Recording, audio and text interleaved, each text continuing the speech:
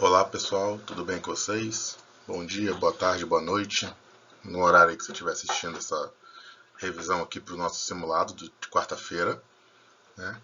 O conteúdo do simulado para vocês do segundo ano é termoquímica e cinética. A termoquímica, né, como a gente já viu na aula, é aquela parte que vai falar sobre a energia envolvida nas reações químicas. E a cinética está relacionada à velocidade dessas reações. Para o caso, né, de qualquer dúvida, quiser tirar alguma dúvida de última hora, estão aí meus contatos. Pode mandar mensagem, até o horário da prova estou disponível aí para vocês. Então, pessoal, para o conteúdo de termoquímica, o que a gente precisa ver basicamente? Os conceitos básicos. Que conceitos básicos seriam esses? Esses conceitos básicos seriam conceitos do que é energia, o que é calor. Como eu falei com vocês na parte de cinética, a gente não fala de calor, né? A gente fala mais de entalpia, que é a palavra que toda vez que você vê escrito lá entalpia, que é representada pela letra H, na verdade é calor, energia. Também já fizemos várias questões em sala falando de gráfico. O que a gente precisa sempre que tiver um gráfico? Identificar quem é reagente e quem é produto e identificar se está subindo ou descendo a energia. E aí, quando a reação está liberando energia, nós chamamos de uma reação exotérmica. É aquela que ocorre liberação de calor. E a reação endotérmica é aquela que ocorre absorção de calor. Quando a gente fala de reação, né, tem uma forma também de a gente ver se a reação é exotérmica ou endotérmica, que é através do cálculo da variação de energia da nossa reação. Aquela reação que o ΔH, a variação de entalpia, é negativa, quer dizer que ela está liberando calor. E aquela reação em que o ΔH é positivo, quer dizer que está absorvendo calor. Então, ΔH negativo, reação exotérmica. ΔH positivo, reação endotérmica. E por fim, falamos sobre a lei de Hess, que é uma forma da gente usar várias equações para chegar no ΔH de uma equação que a gente não conhece, a variação de entalpia. Geralmente te dá uma equação geral e te dá 2 ou 3 equações auxiliares para que a gente possa manipular, somar, subtrair, dividir, multiplicar e chegar naquela equação original. Vai ter uma questãozinha dessa aí para a gente trabalhar. Tudo bem? Então eu vou resolver aqui agora 5 questões de termoquímica. Né? Lembrando que dessas 5, 4 estarão parecidas no simulado, tá bom? Então, pessoal, nossa primeira questão é uma questãozinha teórica para a gente começar aquecendo aqui, ó. O preparo de uma solução de hidróxido de sódio em água, ou hidróxido de sódio é soda cáustica. Então, a questão está dizendo, se você pegar um copo com água, adicionar soda cáustica e misturar, a temperatura da água irá subir. Ou seja, essa dissolução da soda cáustica é um processo que está liberando calor que é absorvido pela água. Então, esse processo está libera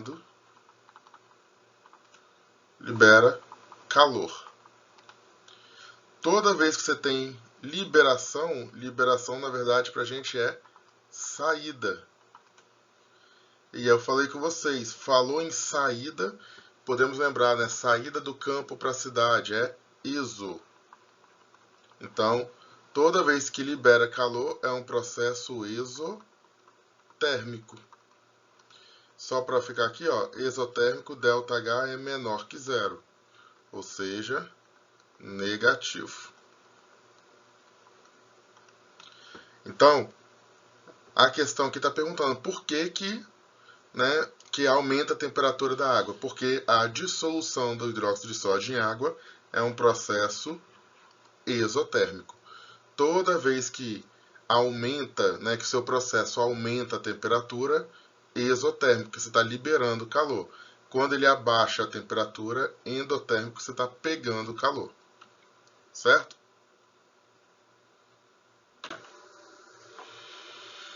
Agora, pessoal, uma questãozinha aqui bem tranquila também, para a gente começar a introduzir a parte de contas. Por meio das reações químicas que envolvem carboidratos, lipídios e proteína, nossas células obtêm energia e produzem gás carbônico em água. Esqueci de colocar aqui, ó, questão do Enem. A oxidação da glicose no organismo humano libera energia. Então a questão já está te dizendo que se libera energia, esse processo é exotérmico. Conforme ilustra a equação química, sendo que aproximadamente 40% dela é disponibilizada para atividade celular. Então a questão está te dizendo que a queima da glicose libera uma quantidade de energia e dessa energia, 40% que é convertida, que é disponibilizada para atividade muscular. Na oxidação de 1 grama, de glicose, a energia obtida para essa atividade muscular em quilojoules é mais próxima de quanto? Então repare que, ó, a questão já me deu quanto que pesa 1 mol de glicose. Então eu faço essa continha, ó. 180 gramas de glicose produz aquela quantidade lá em quilojoules, ó, 2.800 quilojoules. Se eu tiver 1 grama, X. Então, ó, se fizer essa continha, ó, 2.800 dividido por 180, você vai achar aqui, ó, X é igual a 15,6 gramas. Ó, faz essa continha, você vai achar 15,6 gramas. Aí o apressado vai fazer o quê? Já vai olhar aqui nas alternativas, vai ver o 15,6 e vai marcar. Se fizer isso, você acabou de perder a questão. Por quê? Aqui, ó, tá falando que apenas 40% dela, 40% da glicose, que vai virar energia lá para o músculo. 40%. Então a gente tem que fazer essa conversão aqui agora. 15,6 gramas equivale a 100%. Quanto se eu tiver 40%? Então, ó, fazendo essa continha vai dar aproximadamente 6,2 quilojoules. Eu coloquei grama aqui, gente, não é grama. Aqui já é energia, é quilojoule. Agora sim. Então, a nossa resposta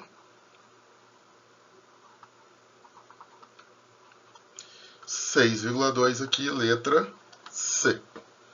Então, ó, cuidado, se fizer essa questão, não vai na primeira resposta. A resposta correta é quando você calcula a porcentagem. Uma outra questão também do Enem, né, para vocês verem que termoquímica é um assunto bastante cobrado no Enem. Então, ó, cada grama de álcool etílico fornece 7 quilocalorias ao organismo humano, dando-lhe energia e reduzindo a fome. Então, ó, aqui está falando do álcool etílico, que é aquele álcool que contém nas bebidas. Quando você bebe, até passa fome, porque a bebida te fornece energia. No entanto, essa é uma energia vazia, pois não contém as substâncias alimentícias necessárias para a manutenção do corpo saudável, tais como as vitaminas e aminoácidos, o que leva os alcoólatras a um estado de deficiência nutricional múltipla.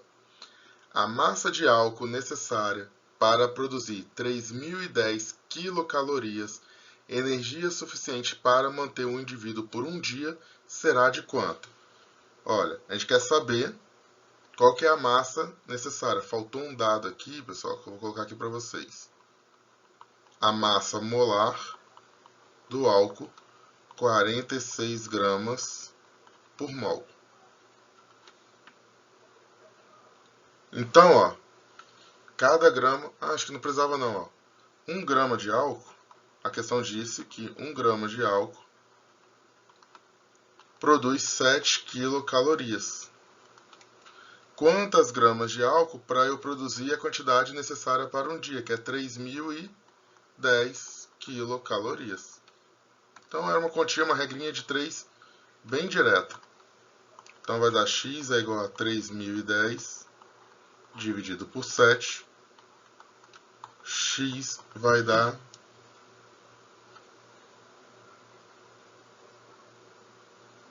3.010 dividido por 7, 430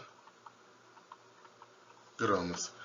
Então, para uma pessoa bater a meta de quilocalorias por dia, basta ela ingerir 430 gramas de álcool. Bem simples, era uma questão mais de interpretação de texto. Pegar os dados é uma regra de 3 bem direta. Outra questão do Enem. Essa a gente já trabalhou em sala, mas não custa fazer de novo. A questão está pedindo para você falar a variação de entalpia em quilojoules para a queima de 5 gramas do óleo, que vai fazer formar CO2 gasoso e água gasosa. Aqui está a queima do óleo. A gente quer achar esse pedaço aqui, que eu vou chamar de ΔH3. Como que eu calculo o ΔH3? Vai ser o grandão, o ΔH1, esse pedaço grandão, menos esses dois pedaços menores. ΔH2, quer dizer, o grandão é a soma desses dois, né? Mais o ΔH3. Então, ΔH3, que é quem eu quero descobrir, é o ΔH1, que é o grandão, menos o outro.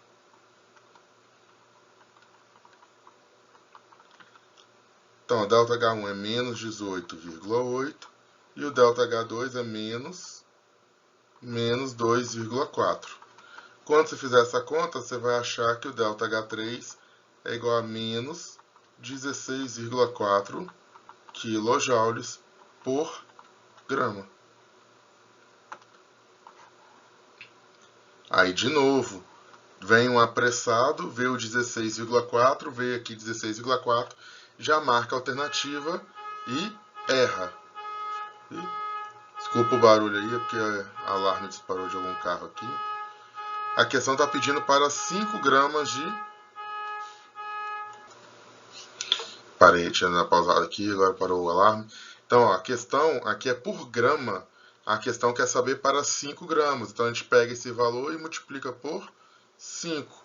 Quanto você multiplicar 16,4 menos 16,4 vezes 5, você vai achar a resposta de menos 82 quilojoules. Então, resposta correta, letra C, menos 82. Questão que já fizemos em sala, já teve na lista, e agora a gente está fazendo de novo, questão do Enem. Outra questão do Enem, lei de Hess. A famosa lei de Hess. Não podia deixar de cobrar de vocês também no simulado. Como eu falei, a lei de Hess é o seguinte, vai ser dada uma equação, essa é a equação que a gente quer chegar, e vai ser dada outras equações para a gente manipular para chegar naquela lá de cima. Tá? Então, como que a gente faz?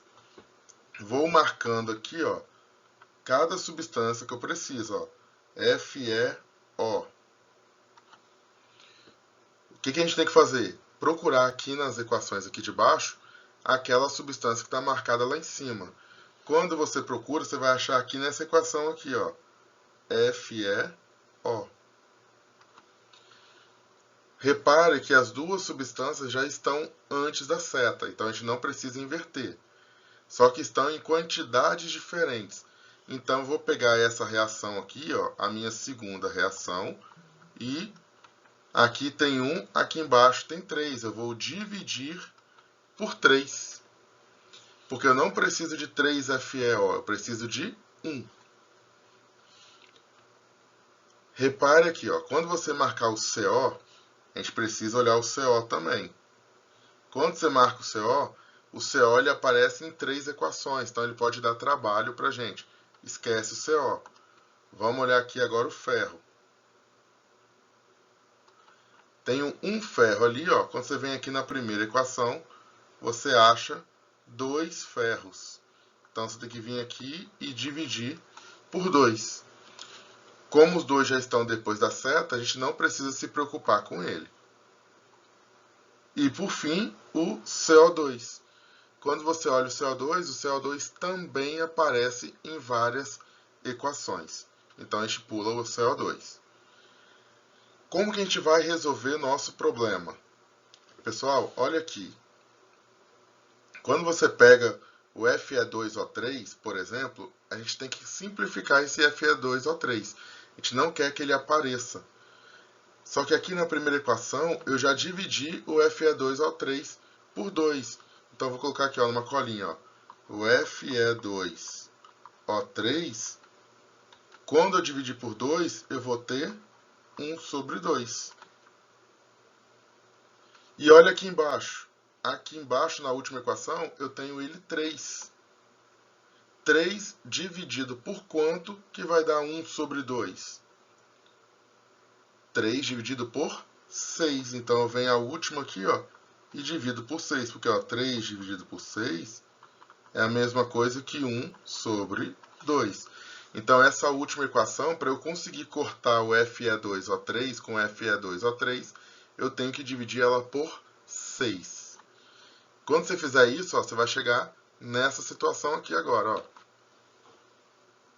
Vou apagar aqui a colinha que a gente fez.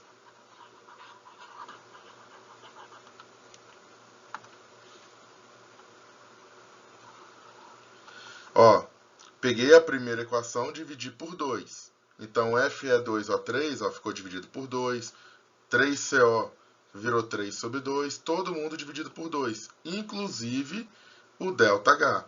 A segunda equação a gente dividiu por 3. E a última dividimos por 6.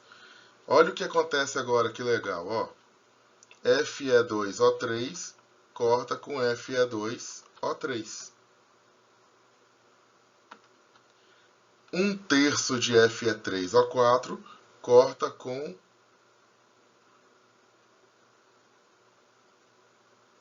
Cadê? Desculpa. Tá escrito errado aqui, ó. É Fe3O4 aqui, tá, gente? Na hora que eu copiei aqui, foi errado. Mas 1/3 daqui corta com esse 1/3 daqui. Aqui é Fe3O4. Só corrigir aqui para evitar depois problemas. E aí, olha só, professor, sobraram algumas coisas. Agora uma coisinha de matemática, hein? Vamos contar o CO?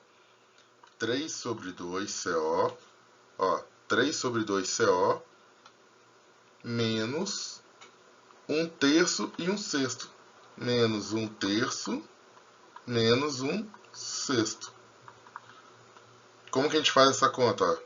Tira o mínimo. 6 dividido por 2 dá 3. Vezes 3, 9.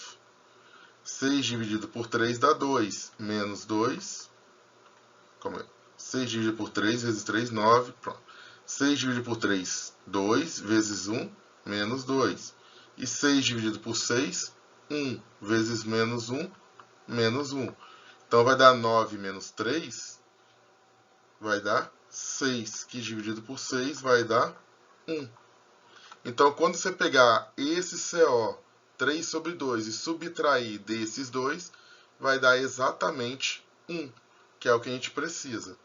Se você fizer a mesma coisa aqui para o CO2, ó, 1/3 de CO2 mais 1/6 de CO2, e pegar 3 sobre 2 aqui, também vai dar a mesma coisa. Então, quando você fizer essa soma, você vai chegar nessa equação aqui, e a gente vai ter esse ΔH aqui final, ó, que é a resposta do nosso problema. Como que é a resposta mais aproximada, a gente marca a letra A, menos 17. Certo, pessoal? O objetivo da lei de Hess é a gente manipular ali e fazer a sominha. Só desculpa aqui pelo erro na hora de copiar, né? Muito símbolozinho. Mas no resto, tudo certo. Qualquer dúvida, depois manda mensagem que a gente tenta ajudar. Outro assunto que iremos trabalhar no simulado, cinética. Foi o último conteúdo que a gente trabalhou. Falei com vocês conceitos básicos de cinética, que é o quê? Que é a parte da química que estuda a velocidade das reações. A gente vê como calcular a velocidade da reação, mas principalmente como influenciar aquela reação, como eu fazer com que aquela reação seja mais rápida ou mais devagar, dependendo do meu interesse. Falei com vocês também que para uma reação acontecer, precisa que as moléculas se choquem, que é a teoria das colisões. Porém, não é de qualquer jeito. Para que aconteça a reação, as moléculas têm que se chocar com força suficiente e liberação de energia suficiente para promover a quebra dessas ligações e formação de novas outras ligações. Mostrei gráfico para vocês para que a gente possa, analisando o gráfico, identificar quem é reagente, produto, complexo ativado, energia de ativação, ΔH, que são os pontos importantes do gráfico. E depois falamos de como aumentar ou diminuir a velocidade da reação, analisando 5 fatores: concentração, superfície de contato, pressão, temperatura e catalisador. Começando com uma questãozinha simples, né, para a gente ir aquecendo, teoria. Se um comprimido efervescente contém ácido cítrico e carbonato de sódio, for colocado em um copo com água e mantiver-se o copo aberto, observar-se a dissolução do comprimido acompanhada pela liberação de um gás. Assinale a alternativa correta sobre este fenômeno. A massa do sistema se manterá inalterada durante a dissolução. Falso. Por que que está errado? Porque como você falou que vai deixar o copo aberto, você sabe que um comprimido efervescente forma aquelas bolhas, né? Forma o gás carbônico. E como é um gás, ele vai escapar. Se o copo estiver aberto, o gás vai escapando. Se você colocasse numa balança, você ia ver que a massa tivesse lá na balança 200 gramas. Quando começa a reação, quando termina vai ter menos do que 200, porque o gás escapou. Para manter a massa do sistema inalterada, o ambiente tem que estar hermeticamente fechado. A velocidade de liberação de bolhas aumenta com a elevação da temperatura. Quando você aumenta a temperatura, aumenta a velocidade da reação. Como a nossa reação é para produzir um gás, quanto mais rápida essa reação, mais gás produz, mais bolha a gente observa. Parece estar correta. Vamos ver se não tem nenhuma melhor. Se o comprimido for pulverizado, né, a velocidade será mais lenta. Não. Quando a gente aumenta pulverizar é transformar em pó. Quando a gente transforma em pó, a gente está aumentando a superfície de contato.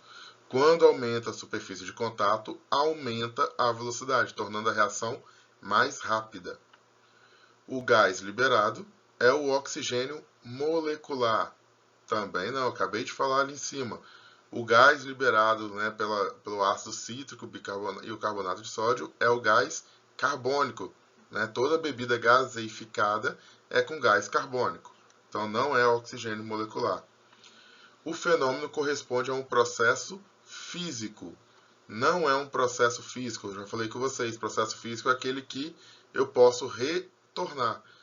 Né? Aqui foi uma reação química que aconteceu. Produziu um gás e não volta. Você não faz depois esse comprimido retornar.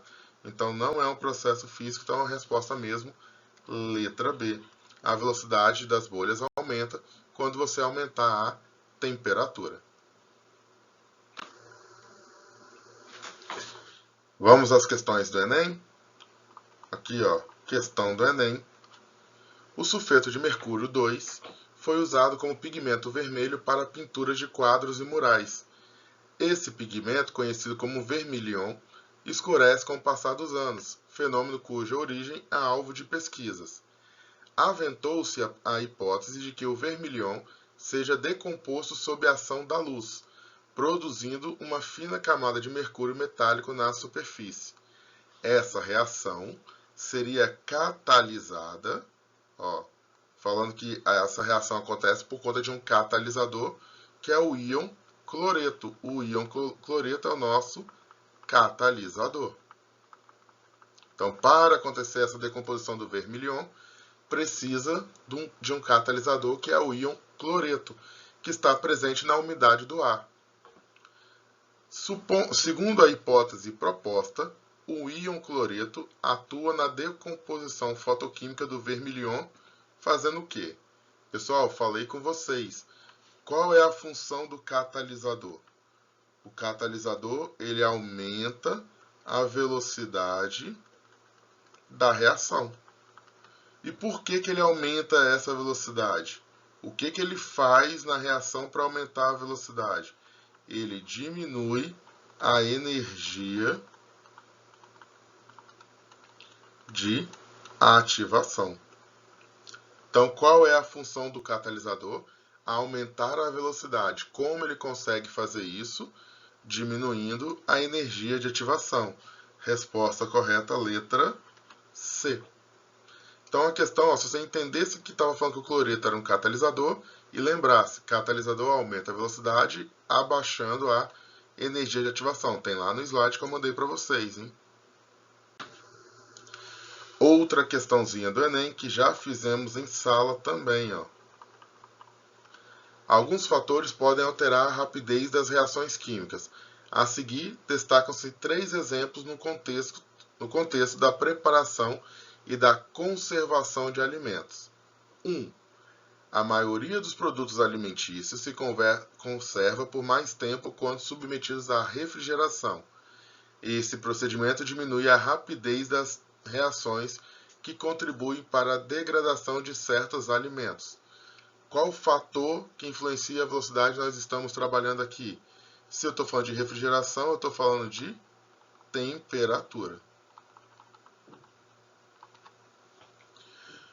Um procedimento muito comum utilizado em práticas de culinária é o corte dos alimentos para acelerar o seu cozimento, caso não se tenha uma panela de pressão, porque aqui está falando, a gente já viu que quando você aumenta a pressão, você aumenta a velocidade.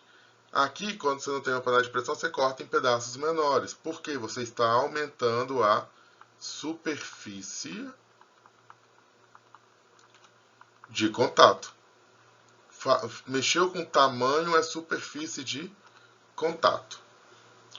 Na preparação de iogurtes, adicionam-se ao leite bactérias produtoras de enzimas que aceleram as reações envolvendo açúcares e proteínas. As enzimas são os nossos catalisadores.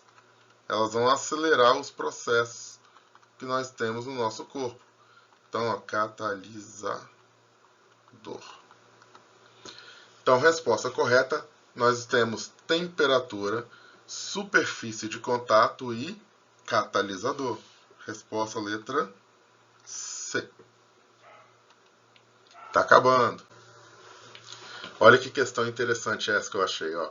As reações de combustão do carvão, da madeira, do fósforo, do álcool, da gasolina, enfim, de qualquer substância combustível de modo geral, são espontâneas, liberam calor.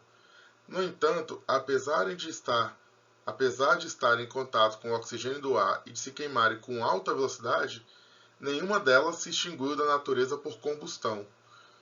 Como que se explica isso? O que está dizendo? Para pegar fogo precisa de oxigênio, e nós temos oxigênio na atmosfera. Por que a gente não vê as coisas pegando fogo de forma espontânea, se é só entrar em contato com o oxigênio? Por exemplo, a madeira entrar em contato com o oxigênio vai pegar fogo, mas a madeira está em contato com o oxigênio do ar. Então, por que isso não acontece? Para responder essa questão, basta você lembrar como que é um gráfico que eu já mostrei para vocês de qualquer reação química. Você tem o reagente, ele vai ganhar uma energia e depois vai... A reação só acontece quando chega aqui em cima. Então, toda reação, mesmo que ela seja exotérmica, ela precisa de o quê? De uma ajuda. Toda reação você precisa primeiro, né, dar aquele start, né? a combustão, que é o carro. Quando você liga o carro, você faz ali, ó, você dá o start para começar a queima. Depois o processo acontece sozinho, mas o início você tem que, né, dar energia. É o exemplo que eu tinha dado da loja. Você quer abrir uma loja, antes de abrir, quando você vai abrir a loja, primeiro você injeta um dinheiro para começar o negócio. Depois que você deu aquele start, o seu negócio, se estiver bem, ele não vai precisar você colocar mais dinheiro. Ele vai se manter de forma natural. Na verdade, você vai tirar dinheiro do negócio e vai continuar funcionando. Então, por que as coisas não pegam fogo naturalmente? Porque precisa fornecer energia para começar. Então, ó, há necessidade, ó, haver necessidade de fornecer energia de ativação para que as reações ocorram. Se não tivesse que ter essa energiazinha inicial, tudo pegaria fogo instantaneamente. E para a gente finalizar, temos aqui um gráfico para a gente interpretar. Falei com vocês, vi um gráfico, primeira coisa que a gente tem que identificar no gráfico, ó, A mais B é o início, então é o nosso reagente. O C, então, é o nosso produto. Outro ponto que a gente tem que identificar no gráfico, o ponto mais alto aqui do gráfico, ó, é o nosso complexo ativado, que é onde vai ter a quebra das ligações e o início das novas ligações. Outro ponto interessante, ó, é esse ponto aqui, ó, a distância entre o reagente e o complexo ativado, que é a nossa energia de ativação. É quanto eu preciso ganhar para começar a minha reação. No caso aqui, ó, eu tenho que chegar a 30, mas eu tenho 10. Então, ó, energia de ativação é 30 menos 10, que vai dar 20. E por fim, eu tenho esse pedaço aqui, ó, que é a distância entre produto e reagente, que é o nosso ΔH. ΔH é produto, que vale 2, menos o reagente, que vale 10. ΔH vai dar menos 8. Negativo quer dizer que é exotérmico.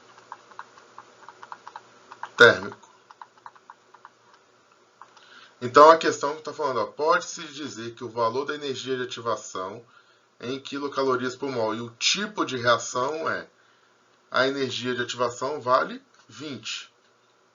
E a nossa reação é exotérmica, resposta letra E.